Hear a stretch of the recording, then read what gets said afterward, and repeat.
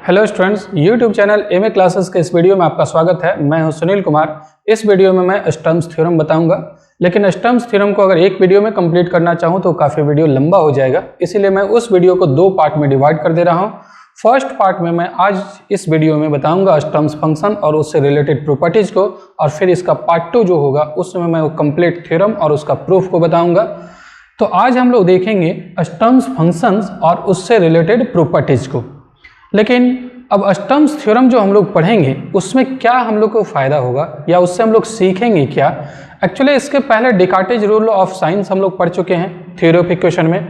तो डिकार्टेज rule of sine क्या बताता है, वहाँ पर किसी भी पॉलिनोमियल इक्वेशन का जो रियल रूट होगा उसमें से पॉजिटिव रूट्स कितना होगा, पॉजिटिव रियल रूट्स कितना होगा, पॉजिटिव नेगेटिव रियल रूट्स कितना होगा, वो मैक्सिमम नंबर ऑफ रूट्स वहाँ से पता चल जाता है कि maximum number of positive real roots कितना होगा, maximum number of negative real roots कितना होगा। लेकिन एग्जैक्ट कितना रियल रूट होगा वो वहाँ से पता नहीं चलता, maximum of number of real roots पता चलता है। और साथ में वो भी नहीं पता चलता है कि वो रूट जो है वो किस इंटरवल में लाई करेगा या किस दो नंबर के बीच में होगा। तो स्टर्म्स थ्योरम से हम लोग पता कर सकते हैं कि कितने पॉजिटिव रूट्स होंगे, कितने नेगेटिव रूट्स होंगे। पॉजिटिव रूट्स अगर है तो वो किस इंटरवल में लाई करेंगे, उसका लोकेशन हम लोग पता कर सकते हैं। नेगेटिव रूट्स अगर है कितने तो उसका लोकेशन पता कर सकते हैं। तो एग्जैक्ट यहाँ पर लोकेशन पता चल जाएगा कि 1 और 2 के बीच में होगा या 2 और 3 के बीच में रूट होगा या 3 और 4 के बीच में होगा। तो किस दो नंबर के बीच में रूट होगा ये हम लोग पता कर सकते हैं स्टर्म्स थ्योरम से। तो स्टर्म्स थ्योरम से दो चीज़, सबसे पहला तो exact number of real roots पता कर सकते हैं कि कितने रियल रूट्स होंगे, साथ में उसका लोकेशन पता कर सकते हैं। तो मैं उस थ्योरम को जब बताऊंगा तो वहां पर डिटेल से मैं उसके बारे में बताऊंगा नेक्स्ट पार्ट में।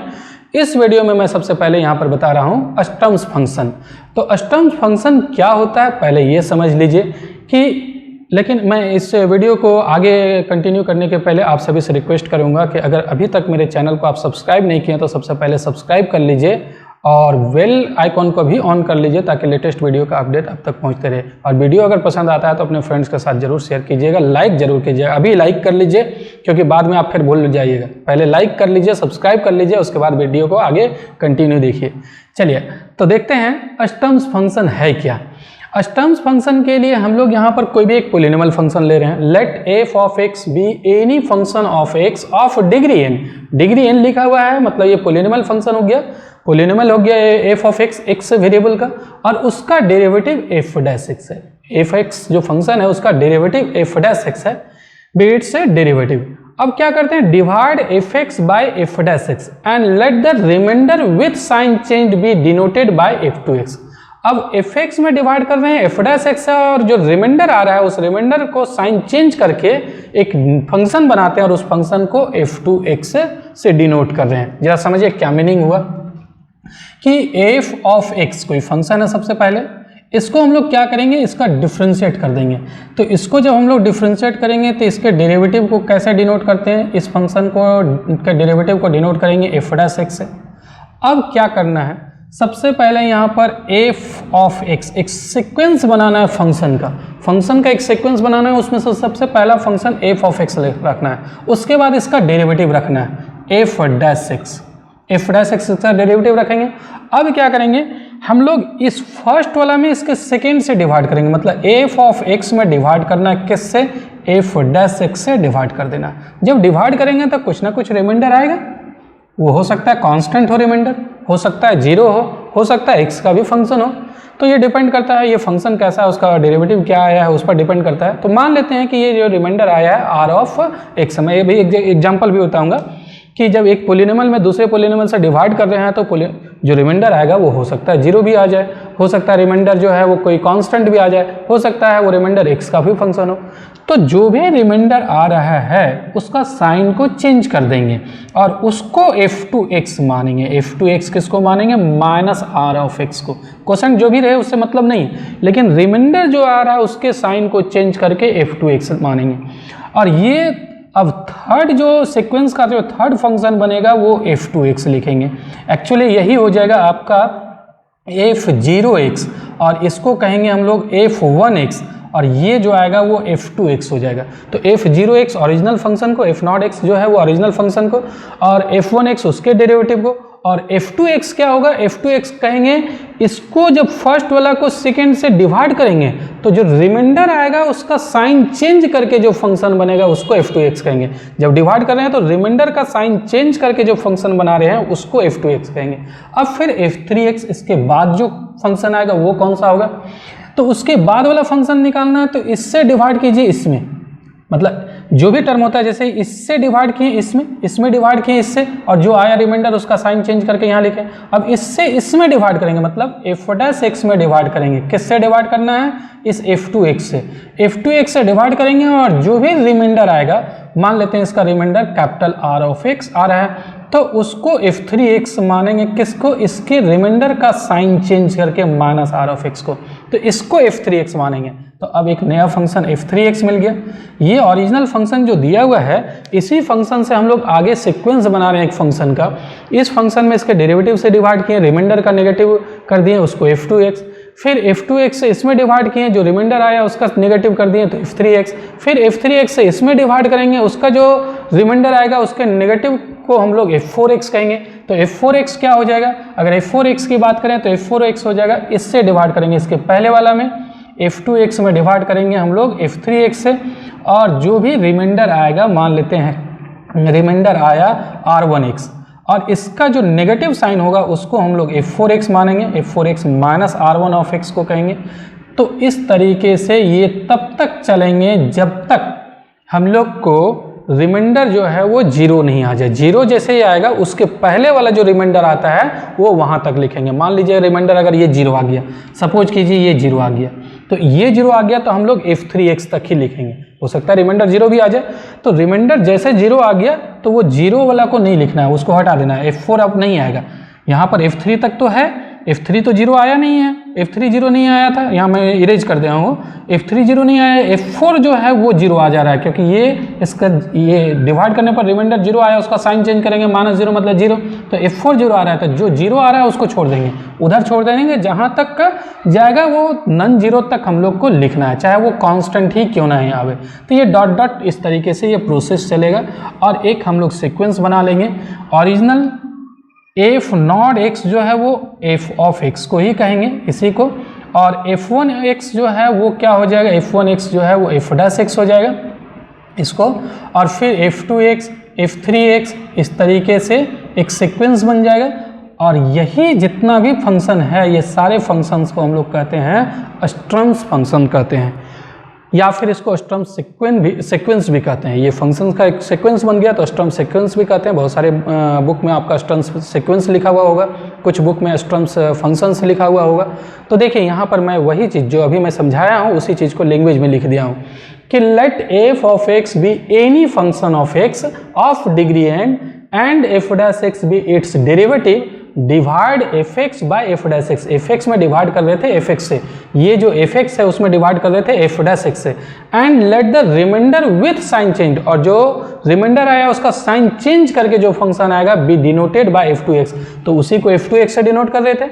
अगेन अब हम लोग क्या कर रहे थे, फिर डिवाइड कर रहे थे f' से, किस f' को डिवाइड कर रहे थे, किससे डिवाइड कर रहे थे, f2x से। देखिए f' को डिवाइड किए थे f2x से, उसमें जो रिमाइंडर आया उसका साइन चेंज करके f3x बनाए, and let the remainder with sign change be denoted by f3x। Continue this process till we get the last remainder which sign also be change. और ये जब तक लास्ट रिमाइंडर नहीं मिल जाए तब तक हम लोग ये कंटिन्यू करेंगे, और जैसे ही जीरो आ जाता है रिमाइंडर वहाँ से हम लोग छोड़ देंगे। रिमाइंडर एक्चुअली जीरो आ गया मतलब रिमाइंडर तो कुछ है नहीं, तो लास्ट रिमाइंडर जो कुछ बचा हुआ है कांस्टेंट ही क्यों ना हो, तो वहाँ तक हम लोग ये काम करेंगे। इसको आप ऐसा समझिए, एक एग्जाम्पल मैं बता रहा हूँ ताकि वहाँ से और भी क्लियर हो जाएगा। अगर कोई भी डाउट आपके मन में होगा तो वो क्लियर हो जाएगा।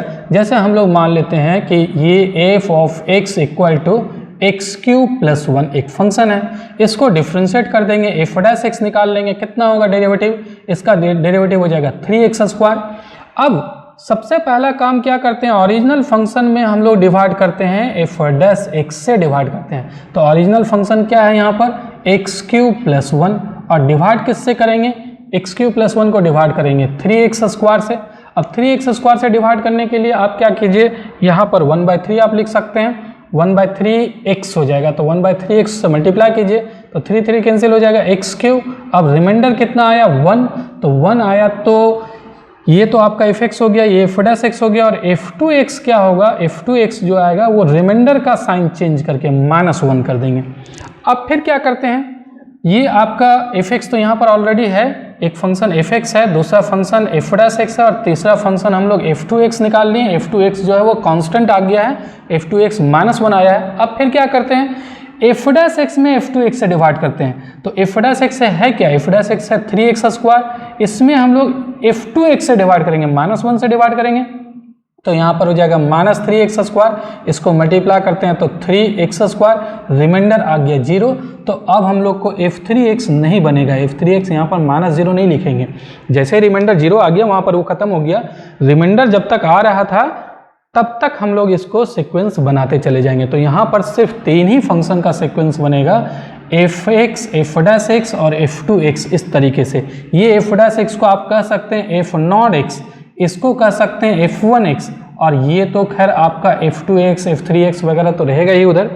तो ये जो सीक्वेंस बना यहाँ पर, यहाँ तो 3 ही फंक्शन का सीक्वेंस बना, इसी को हम लोग क्या कहेंगे, स्टर्म्स फंक्शंस कहेंगे। तो एक चीज़ हो गया यहाँ पर, स्टर्म्स फंक्शन के बारे में आपको उम्मीद करता हूँ कि ये समझ में आ गया होगा। अब आगे जरा समझिए कि the above process is same as that of the finding the HCF of fx and f dash x with the modification that the sign of each remainder is to be changed। क्या है जरा समझिए इसके बारे में। मैं यहाँ पर क्या लिखा हूँ कि अगर fx और f डैश x का अगर HCF पता करना है तो कैसे HCF पता करते हैं हम लोग। सबसे पहले f ऑफ x में डिवाइड करते हैं f डैश x से, और जो भी रिमाइंडर आता है, मान लेते हैं रिमाइंडर rx आया, तो फिर इस रिमाइंडर से इसमें डिवाइड करते हैं, f डैश x में डिवाइड करते हैं, किससे, rx से डिवाइड करते हैं, और फिर यहाँ पर मान लेते हैं r1x रिमाइंडर आया, तो फिर r1x जो आया फिर r1x से इसमें डिवाइड करते हैं, rx में डिवाइड करते हैं r1x से, तो फिर मान लेते हैं r2x रिमाइंडर आया। तो इस तरीके से अगर रिमाइंडर मान लीजिए यही रिमाइंडर अगर 0 आ गया, ये रिमाइंडर 0 आ गया, तो r1x जो है वो HCF हो जाएगा। तो अभी हम लोग क्या कर रहे हैं, अभी भी तो वही काम कर रहे हैं। अभी जो है इस fx में f डैश x से डिवाइड कर रहे हैं, f ऑफ x में f डैश x से डिवाइड किए, जो रिमाइंडर आया उसको हम लोग rx माने। अब फिर rx से डिवाइड नहीं कर रहे हैं, थोड़ा अंतर है, यहाँ पर rx से डिवाइड नहीं कर रहे हैं, rx का साइन चेंज करके एक न्यू फंक्शन बना रहे हैं f2x, और उससे फिर डिवाइड कर रहे हैं, किस में डिवाइड कर रहे हैं, f डैश x में।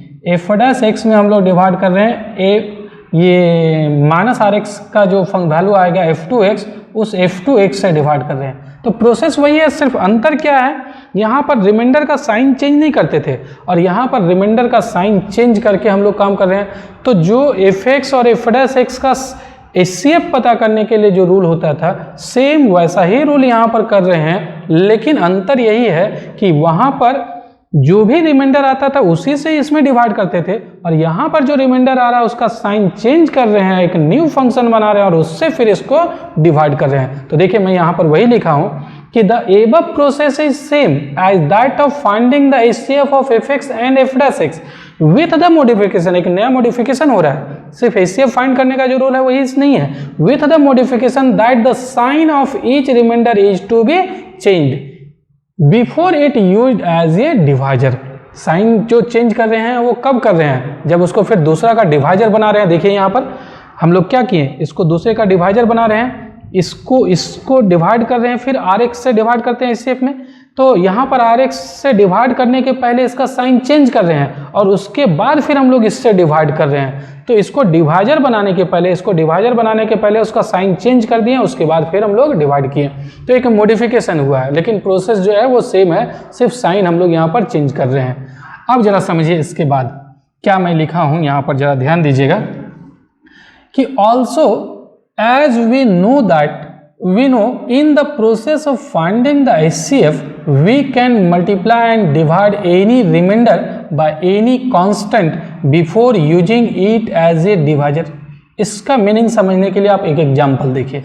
मान लीजिए ये दोनों पॉलिनोमियल का आपको HCF निकालना है, इस पॉलिनोमियल का HCF निकालना है, तो यहाँ पर 2 है मान लेते हैं। तो HCF निकालने के लिए करते क्या है, HCF निकालने के लिए हम लोग इसमें इससे डिवाइड कर रहे हैं, x square minus 4x plus 3 में डिवाइड करते हैं, 2 से यहाँ पर मल्टीप्लाई कर रहे हैं। अब 2x स्क्वायर माइनस 4 2 जा 8x और 3 2 जा 6। अब ये सब्ट्रैक्ट कर देते हैं तो यहाँ आ रहा है 2x और 4 में 6 सब्ट्रैक्ट करने पर -2। अब जो रिमाइंडर आया अब तो फिर डिवाइड होगा नहीं, अब इससे इसमें डिवाइड करेंगे तो x square minus 4x plus 3 में इस रिमाइंडर से डिवाइड करेंगे। अब इस रिमाइंडर से डिवाइड करने में क्या होगा, यहाँ पर फ्रैक्शनल नंबर लिखना पड़ेगा, 1/2 लिखना पड़ेगा, 1/2x लिखना पड़ेगा। यहाँ पर 1/2x लिखेंगे तब ये मल्टीप्लाई करेंगे तो एक्स स्क्वायर आएगा। तो इससे बचने के लिए, फ्रैक्शनल नहीं आवे, इससे बचने के लिए हम लोग क्या करते हैं, जो रिमाइंडर आया है उस रिमाइंडर में हम लोग एक कांस्टेंट 1/2 से मल्टीप्लाई कर देते हैं। कांस्टेंट से मल्टीप्लाई कर सकते हैं रिमाइंडर में। अब क्या आया, 1/2 से मल्टीप्लाई कर देंगे तो x -1। अब x -1 से ही हम लोग यहाँ पर डिवाइड करेंगे, x -1 से। तो x -1 से डिवाइड करते हैं तो यहाँ हो जाएगा एक्स स्क्वायर माइनस एक्स और ये हो जाएगा -3x प्लस 3। अब फिर यहाँ पर -3 कर दीजिए मल्टीप्लाई, तो -3 से मल्टीप्लाई करते हैं तो -3x और माइनस माइनस प्लस 3। अब ये कैंसिल होकर के 0 आ रहा है तो ये आ जाएगा आपका HCF, ये दोनों का HCF x -1। तो क्या कर रहे हैं, जब हम लोग इसमें इससे डिवाइड किए तो जो रिमाइंडर आया, रिमाइंडर से फिर इसमें डिवाइड करते हैं, लेकिन रिमाइंडर से डायरेक्ट डिवाइड नहीं किए, इसको डिवाइजर बनाने के पहले हम लोग इसको एक कांस्टेंट से डिवाइड कर दिए। इसका डिवाइजर बनाने के पहले क्या किए, यहाँ x -1 यहाँ पर डिवाइजर बनाए हैं, इसको बनाना था इसी को डिवाइजर, लेकिन हम लोग इसको डायरेक्ट डिवाइजर नहीं बनाए, इसमें एक कांस्टेंट से मल्टीप्लाई कर दिए, उसके बाद जो आया उससे हम उसको डिवाइजर बना करके हम लोग फिर काम किए। अब यही x -1 ये जो है 0 आ गया रिमाइंडर, इसीलिए x -1 इसका HCF हो जाएगा दोनों का। तो जब HCF निकालना रहता है तो वहाँ पर जो रिमाइंडर आता है उस रिमाइंडर में किसी कांस्टेंट से मल्टीप्लाई कर सकते हैं या फिर डिवाइड भी कर सकते हैं। यहाँ पर 1/2 मतलब 2 से डिवाइड किए, यहाँ पर ऐसा कह सकते हैं कि 2 से डिवाइड किए हैं, या फिर आप मल्टीप्लाई भी कर सकते हैं।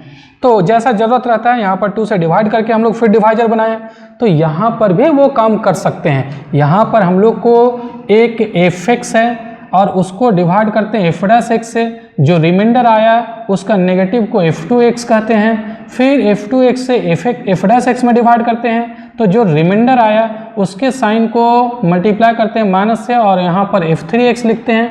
तो हम लोग यहाँ पर भी वो काम कर सकते हैं कि also as we know in the process of finding the HCF find करने में we can multiply and divide any remainder by any constant.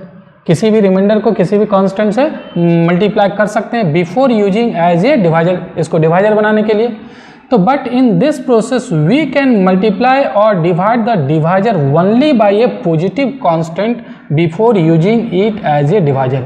मान लीजिए f' में f2x से डिवाइड करना है, f' में f2x से डिवाइड करना है, तो अगर f2x में कोई कांस्टेंट से मल्टीप्लाई करके या फिर डिवाइड करके यहाँ पर हम लोग इसको डिवाइजर बना सकते हैं। जैसे यहाँ पर आप देख रहे हैं रिमाइंडर जो आया उस रिमाइंडर में हम लोग क्या किए, इससे डिवाइड करना था, इसमें तो इससे डिवाइड करना था तो इसको 2 से डिवाइड कर दिए इस रिमाइंडर में और उसके बाद इसका डिवाइजर बनाए। तो यहाँ पर भी आप जरा समझिए इसके बारे में कि fx में हम लोग डिवाइड कर रहे हैं f' से और f' से डिवाइड कर रहे हैं, रिमाइंडर मान लेते हैं rx आया, उसका नेगेटिव को हम लोग f2x कर रहे हैं, माइनस rx को f2x कर रहे हैं। अब f2x से f' में डिवाइड करना है तो f' में आप डायरेक्ट f2x से डिवाइड कीजिए, या फिर अगर ज़रूरत पड़े तो इसमें किसी कांस्टेंट से मल्टीप्लाई या डिवाइड करके इसमें डिवाइड कीजिए, लेकिन वो जिस कांस्टेंट से मल्टीप्लाई या डिवाइड करेंगे वो पॉजिटिव नंबर ही होना चाहिए। यहाँ पर लिखा हुआ है कि इसको डिवाइजर बनाने के पहले, इसको डिवाइजर बना रहे हैं, किसका डिवाइजर बना रहे हैं, f' का। जब डिवाइड कर रहे हैं ये डिविडेंट हो गया, ये डिवाइजर हो गया, तो इसको डिवाइजर बनाने के पहले इसमें कांस्टेंट से मल्टीप्लाई कर सकते हैं, लेकिन वो पॉजिटिव कांस्टेंट होना चाहिए। तो देखिए यहाँ पर लिखा हुआ है we can multiply and divide any remainder by any constant before using it as a divisor, वो HCF में करते हैं। बट इन दिस प्रोसेस, यहाँ पर जो हम लोग प्रोसेस कर रहे हैं, वी कैन मल्टीप्लाई और divide the divisor only by a positive constant. जो डिवाइजर है उसको हम लोग सिर्फ पॉजिटिव कांस्टेंट से मल्टीप्लाई कर सकते हैं या डिवाइड कर सकते हैं before using it as a divisor. जब इसको हम लोग डिवाइजर बना रहे हैं, ये जो f2x को फिर डिवाइजर बना रहे हैं, तो इस f2x को हम लोग किसी पॉजिटिव कांस्टेंट से मल्टीप्लाई या फिर डिवाइड कर सकते हैं। तो अभी तक मैं क्या बताया हूँ, अभी तक जो मैं बताया हूँ उसके बारे में समझिए कि एक एक चीज़ ये पूरा क्लियर हो जाएगा, उसके बाद ही आपको स्टर्म्स थ्योरम समझ में आएगा। अगर ये चीज़ नहीं जानते हैं तो फिर स्टर्म्स थ्योरम भी नहीं समझ में आएगा। अभी तक मैं बताया हूँ कि एफ ऑफ एक्स एक पॉलिनॉमियल फंक्शन है n डिग्री का, उसका डेरिवेटिव निकाल लिए, उसका डेरिवेटिव से फिर इसमें डिवाइड किए, जो रिमाइंडर आया उसका साइन चेंज करके f2x बनाए, फिर f2x से इसमें डिवाइड किए, जो रिमाइंडर आया उसका साइन चेंज करके f3x बनाए। ये हुआ प्रोसेस, ये कंटिन्यू तक जाएंगे लास्ट तक, जब तक रिमाइंडर हमको ख़त्म नहीं हो जाए, जीरो जब तक नहीं आ जाए तब तक।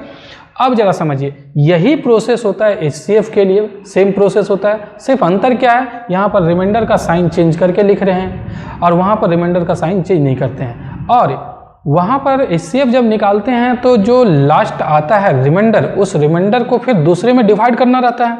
जो फर्स्ट डिवाइजर था उससे रिमाइंडर से डिवाइड करना रहता है।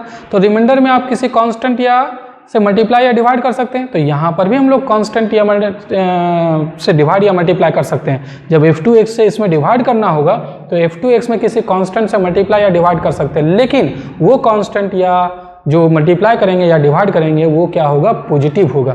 फिर f3x से इसमें डिवाइड करेंगे, तो f3x से जब डिवाइड करेंगे तो अपने सुविधा अनुसार देख लेंगे कि इसमें किसी कांस्टेंट या से मल्टीप्लाई या डिवाइड करना हो तो कर सकते हैं, लेकिन वो पॉजिटिव कांस्टेंट होगा।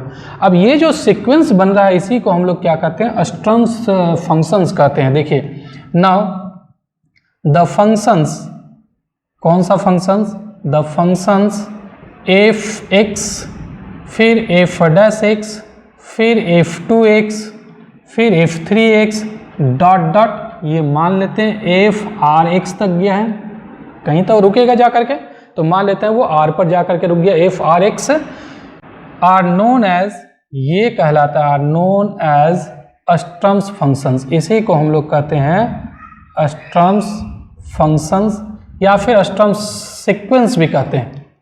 और यहाँ पर मैं लिख दे रहा हूँ स्टर्म्स सीक्वेंस। ये हुआ स्टर्म्स फंक्शन और स्टर्म सीक्वेंस। इसमें से एक जो ओरिजिनल फंक्शन दिया हुआ है और उसका डेरिवेटिव, ये दो को छोड़ दिया जाए तो बाकी जो आता है उसको ऑक्सिलरी फंक्शन कहते हैं। ऑल्सो यहाँ पर मैं लिख दे रहा हूँ f2x, f3x, ये जो फंक्शन है f3x dot dot f(r(x) are known as, इसको हम लोग कहते हैं are known as auxiliary function, इसको हम लोग ऑक्सिलरी फंक्शन कहते हैं। अब क्या रिलेशन होता है, ये जो स्टर्म्स फंक्शन है उसके बीच में क्या रिलेशन होगा, चलिए उसको हम लोग देखते हैं। अब हम लोग ये देख रहे हैं relation among the Sturm's functions. Sturm's function क्या है, देखिए स्टर्म्स फंक्शन हम लोग इसको कहते हैं f(x), f'(x), f2x, f3(x) dot dot, इस तरीके से f(r(x) या उससे आगे भी जा सकता है, जहां पर भी लास्ट हो जाए वहां पर हम लोग को रुक जाना है। तो f(r(x) या f(r+1) भी हम लोग आगे कर सकते हैं। तो चलिए अब देखते हैं इसके बीच में क्या रिलेशन है, या इसको रिलेशन समझने के लिए f2x कैसे निकाले थे हम लोग। यहाँ पर f(x) में इसके डेरिवेटिव से डिवाइड किए थे, डिवाइड करने के बाद मान लेते हैं कोसेंट जो है वो q1 आया, और यहाँ पर रिमाइंडर मान लेते हैं r(x) आया। तो f2x हम लोग किसको माने थे, f2(x) माने थे माइनस r(x) को, रिमाइंडर का साइन चेंज करके जो फंक्शन आया था उसी को f2x कह रहे थे। अब इस f(x) को क्या लिख सकते हैं, इसको लिख सकते हैं this into this plus this. ये कोसेंट जो है उसको हम लोग डिवाइजर से मल्टीप्लाई कर देते हैं, f'(x) से मल्टीप्लाई कर देते हैं और उसमें रिमाइंडर को ऐड कर देते हैं r(x) से, तो ये निकल जाएगा डिविडेंड। तो f(x) इक्वल टू क्या हो जाएगा, q1 इंटू f'(x) और प्लस r(x) को क्या लिख सकते हैं, r(x) का वैल्यू यहाँ से माइनस आप हटा दीजिए, माइनस को इधर ले आइए, तो r(x) का वैल्यू हो जाएगा माइनस f2x। एक तो रिलेशन ये हो गया। क्या रिलेशन बन रहा है, f(x) equal to q1 into f'(x) minus f2x, एक रिलेशन ये आया। अब सेकेंड रिलेशन कैसे निकालते हैं जरा इसके बारे में भी समझिए। यहाँ पर अब f3x कैसे लाए थे, f3x लाने के लिए f2x से डिवाइड किए थे, किस में डिवाइड किए थे, f'(x) में, f'(x) में हम लोग डिवाइड किए थे f2x से, और मान लेते हैं कोसेंट q2 है और रिमाइंडर जो है वो मान लेते हैं r1x है। अब r1x का नेगेटिव कर दिए थे, उसी को f3x कह रहे थे, f3x जो था वो इसी रिमाइंडर का नेगेटिव था। अब इस f डैश x को क्या लिख सकते हैं, f डैश x को लिख सकते हैं this into this q2 into f2x और plus remainder r1 of x। तो r1 ऑफ x का वैल्यू क्या लिख सकते हैं, यहाँ पर हो जाएगा माइनस f3x लिख सकते हैं r1 ऑफ x का। तो एक रिलेशन ये बन जाएगा f dash x equal to यहाँ पर q2 इंटू f2x और फिर माइनस f3 ऑफ x। इसी तरीके से और आगे रिलेशन बना सकते हैं।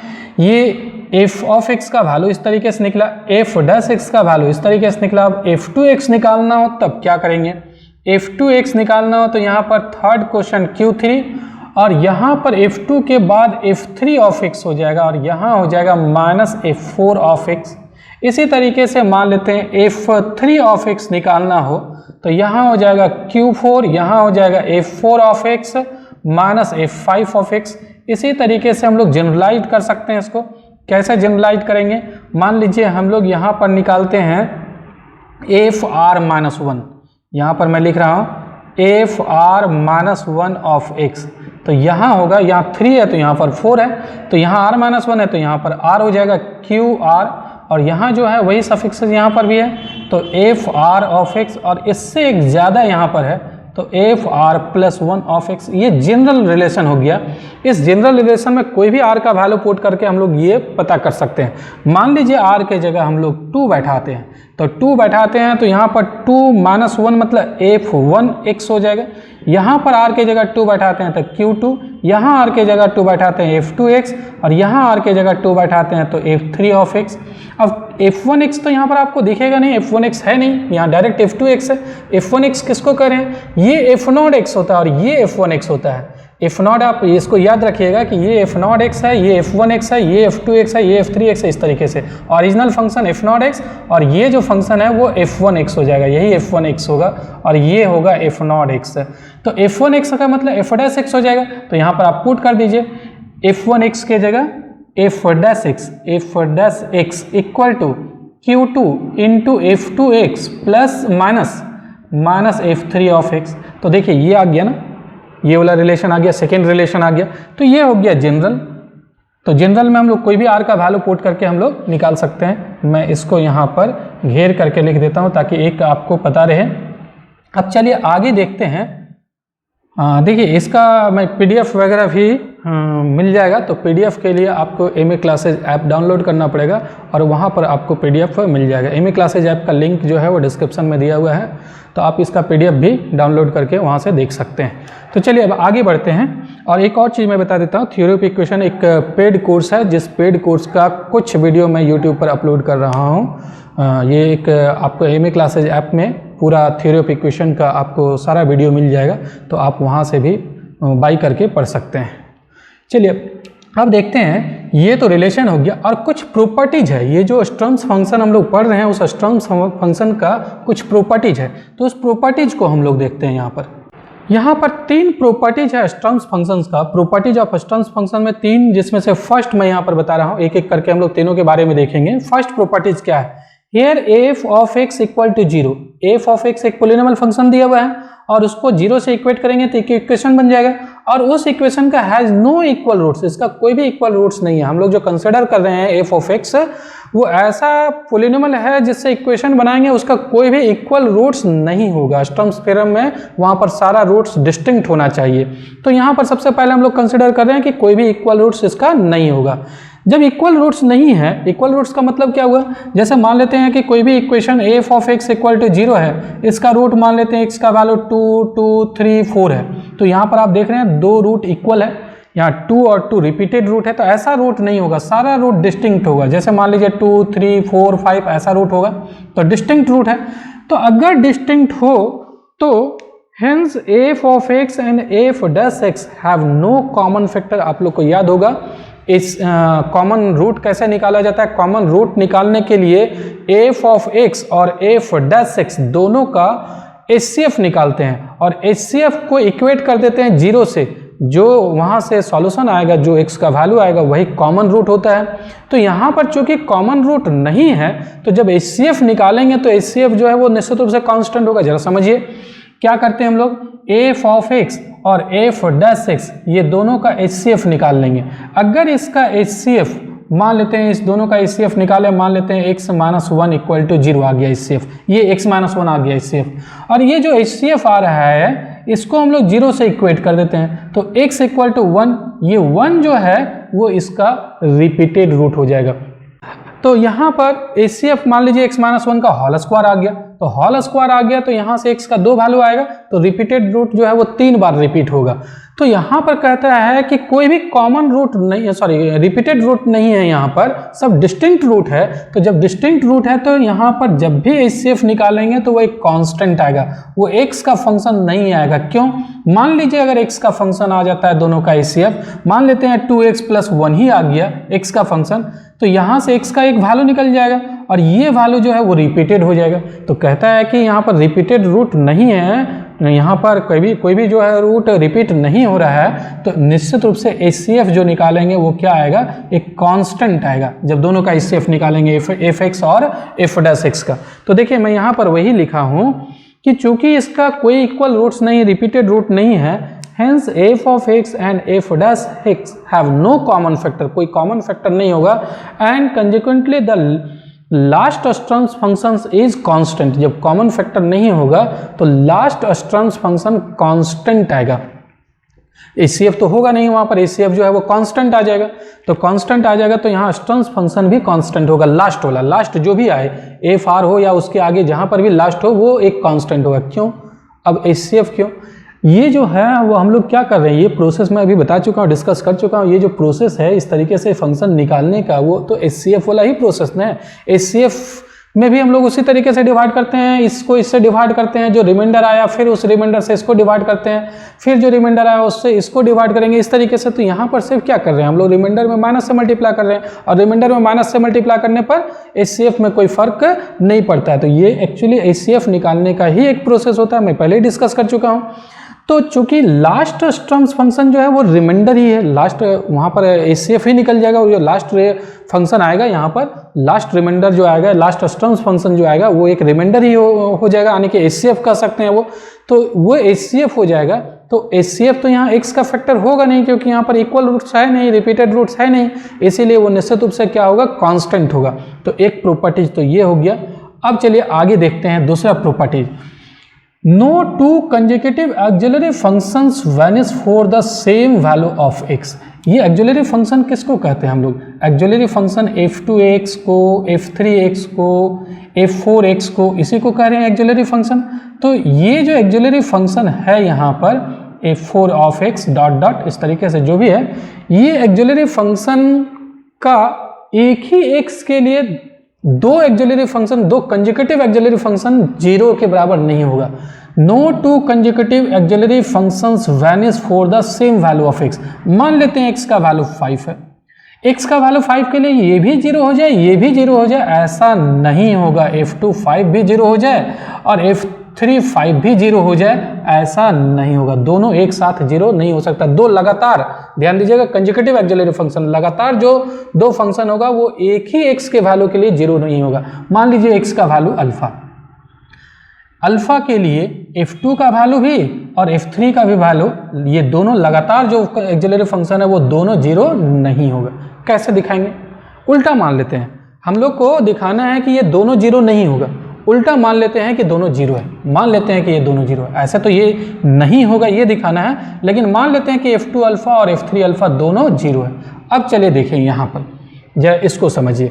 इससे हम लोग लिख रहे हैं f dash x equal to q2 into f2x minus f3x है। यहाँ x के जगह अल्फा पुट कर देते हैं। तो देखिए x के जगह अगर अल्फा पुट कर दिया जाए तो मैं यहाँ पर लिख रहा हूँ f dash alpha equal to क्या हो जाएगा, q2 into f2 alpha, q2 into f2 alpha और minus f3 alpha, minus f3 alpha. और ये हम लोग मान लिए हैं कि दोनों वैल्यू 0 है, तो f2 अल्फा का भी वैल्यू 0 है और f3 अल्फा का भी वैल्यू 0 है, तो ये भी 0, ये भी 0, पूरा प्रोडक्ट ही, ये पूरा का वैल्यू ही 0 हो जाएगा। तो f डैश अल्फा का वैल्यू क्या हो गया, 0, f डैश अल्फा 0 हो गया। अब जरा समझिए यहाँ पर, इसमें फिर हम लोग अल्फा पुट कर देते हैं, f of alpha equal to q1 f dash alpha minus f2 alpha हो जाएगा। तो f of alpha equal to Q1 into f dash alpha minus F2 alpha हो जाएगा। अब एफ डैश अल्फा का भी वैल्यू 0 है और F2 अल्फा का भी वैल्यू 0 है, तो ये भी 0 आ गया। तो क्या हम लोग दिखा दिए कि एफ डैश अल्फा भी 0 है और एफ अल्फा भी 0 है। तो अल्फा पुट करने से देखिए f dash x equal to 0 एक इक्वेशन है, उसमें अल्फा पुट करने से ये 0 आ रहा है, अल्फा इसको सेटिस्फाई कर रहा है इस इक्वेशन को, और इस इक्वेशन को f of x equal to 0 इसको भी अल्फा सेटिस्फाई कर रहा है। तो दोनों को अल्फा सेटिस्फाई कर रहा है, तो इसका भी रूट अल्फा होगा, एक्स इक्वल टू अल्फा, इसका भी रूट होगा और इसका भी root x equal to alpha होगा। तो अल्फा तो कॉमन रूट हो गया। अब एक्स इक्वल टू अल्फा जब इसका रूट है तो इसका एक फैक्टर एक्स माइनस अल्फा बन जाएगा इस पोलिनोमियल का। एक्स इक्वल टू अल्फा इसका रूट है तो इसका भी फैक्टर एक्स माइनस अल्फा बन जाएगा। तो ये तो कॉमन फैक्टर हो गया। किसका कॉमन फैक्टर हो गया? एफ डैश एक्स का भी एक फैक्टर बन रहा है एक्स माइनस अल्फा, और एफ ऑफ एक्स का भी एक फैक्टर बन रहा है एक्स माइनस अल्फा। तो ये कॉमन फैक्टर हो जाएगा। तो एचसीएफ तो ये आ गया। एचसीएफ क्या हाईएस्ट कॉमन फैक्टर ही है। तो जब कॉमन फैक्टर कम से कम एक आ रहा है तो एचसीएफ का एक पार्ट तो ये हो जाएगा। लेकिन हम लोग क्या देखें कि एचसीएफ यहाँ पर एक्स का फंक्शन नहीं होगा, एचसीएफ एक कांस्टेंट होगा क्योंकि वहाँ रिपीटेड रूट नहीं है, और यहाँ पर तो एचसीएफ जो है वो एक्स का फंक्शन आ जा रहा है। तो फर्स्ट प्रॉपर्टीज में हम लोग पढ़े हैं कि वहाँ पर एचसीएफ, ये दोनों का जो एचसीएफ आएगा वो कांस्टेंट आएगा, एक्स का फंक्शन नहीं आएगा। और यहाँ पर फर्स्ट प्रॉपर्टीज में जो पढ़े हैं उसका उल्टा आ गया, तो इसका मतलब कंट्राडिक्शन मिल रहा है। तो कंट्राडिक्शन मिल रहा है तो जो यहाँ पर हम लोग मान रहे थे कि F2 ऑफ अल्फा और F3 ऑफ अल्फा दोनों 0 होगा, ये पॉसिबल नहीं होगा, नॉट पॉसिबल। नॉट पॉसिबल मतलब लगातार दो एक्सिलरी फंक्शन जो है, कोई भी दो लगातार एक्सिलरी फंक्शन अगर हम लोग ले लेते हैं तो वो सेम एक्स के वैल्यू के लिए दो लगातार एक्सिलरी फंक्शन 0 के बराबर नहीं होगा। अगर F2 अल्फा 0 है तो F3 अल्फा कभी भी 0 नहीं होगा। अगर F3 अल्फा 0 है तो F2 अल्फा कभी भी 0 नहीं होगा। और इसके आगे वाला भी, जैसे मान लेते हैं कि अल्फा पर ये 0 है, F3 of alpha equal to 0 है, तो ये F2 ऑफ अल्फा कभी भी 0 नहीं होगा। लगातार जो है वो दोनों 0 नहीं होना चाहिए। और इसके बाद फिर F4 ऑफ अल्फा जो है वो भी 0 नहीं होगा, क्योंकि अगर इसको भी 0 कर देते हैं तो लगातार दोनों 0 हो जाएगा। तो अगर ये 0 है तो इसके आगे और इसके जस्ट पीछे वाला जो है वो 0 नहीं होगा। तो इस तरीके से एक प्रॉपर्टीज हो गया यहाँ पर, दूसरा प्रॉपर्टीज। और तीसरा प्रॉपर्टीज मैं बता रहा हूँ, तीसरा प्रॉपर्टीज क्या है इसका मैं प्रूफ जो है वो समझा दिया हूँ, प्रूफ लिखा नहीं हूँ। अब थर्ड प्रॉपर्टीज देखते हैं कि थर्ड प्रॉपर्टीज क्या है। थर्ड प्रॉपर्टीज है कि if any of the auxiliary functions vanishes then the two adjacent functions have opposite signs. क्या कहता है जरा समझिए। जैसे यहाँ पर एक्सिलरी फंक्शन है क्या, एक्सिलरी फंक्शन की मैं बात करूँ तो एक्सिलरी फंक्शन है F2x है, F3x है, F4x है, F5x होगा, इस तरीके से होगा।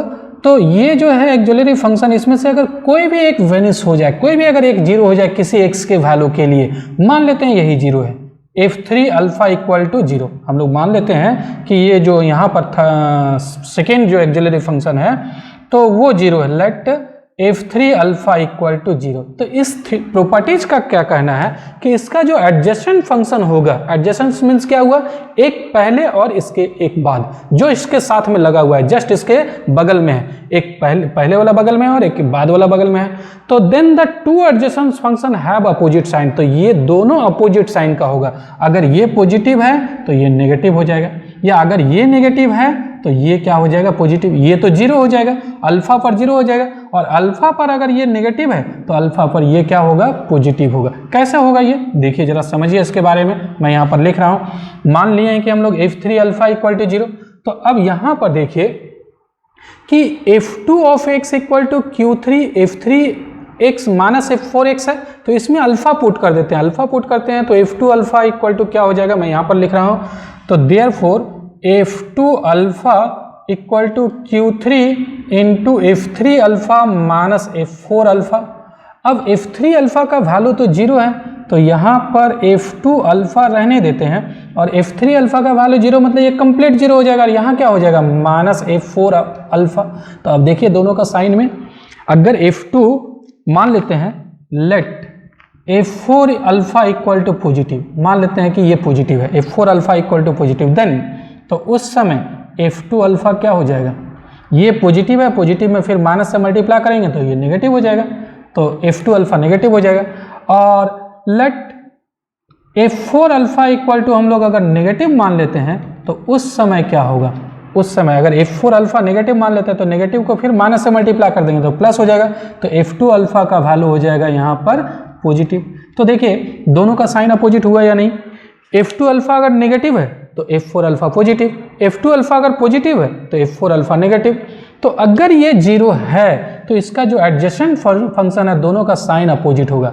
अगर मान लेते हैं F4 अल्फा जीरो है तो इसका जो एडजेसेंट साइड है, एडजेसेंट फंक्शन है, एक्सिलरी फंक्शन, वो दोनों अपोजिट साइन का होगा। अगर ये जीरो है तो ये पॉजिटिव अगर मानते हैं तो ये नेगेटिव होगा, अगर ये नेगेटिव मानते हैं तो वो पॉजिटिव हो जाएगा। तो इस तरीके से आप कह सकते हैं कि मान लीजिए f r alpha equal to zero, suppose करते हैं f r alpha equal to zero, तो इसका एडजेसेंट फंक्शन कौन सा होगा, एक इसके पहले एफ आर माइनस वन और एक होगा इसके बाद एफ आर प्लस वन। तो ये दोनों साइन अपोजिट होगा, अगर ये प्लस है तो ये हो जाएगा माइनस, और अगर इसका वैल्यू नेगेटिव आता है तो इसका वैल्यू हो जाएगा पॉजिटिव। तो इस तरीके से हम लोग यहाँ पर 3 प्रॉपर्टीज देखे हैं। अब ये सारे प्रॉपर्टीज़ का भी और जो भी हम लोग कॉन्सेप्ट पढ़े हैं आज इस वीडियो में, उसका स्टर्म्स थ्योरम में यूज होगा। आप अगर इसको नहीं जानते हैं तो वो थ्योरम फिर आपको नहीं समझ में आएगा। तो मैं इस वीडियो के ही डिस्क्रिप्शन में स्टर्म्स थ्योरम का भी लिंक दे रहा हूँ, आप उस लिंक पर क्लिक करके जा सकते हैं और स्टर्म्स थ्योरम को देख सकते हैं। तो ये पूरा आपको कॉन्सेप्ट क्लियर हो जाएगा। उसके बाद फिर मैं 3rd वीडियो में स्टर्म्स थ्योरम से रिलेटेड कुछ प्रॉब्लम को बताऊंगा। तो आज इस वीडियो में बस यहीं तक, मिलते हैं नेक्स्ट वीडियो में। इस वीडियो को देखने के लिए बहुत बहुत धन्यवाद। Thank you.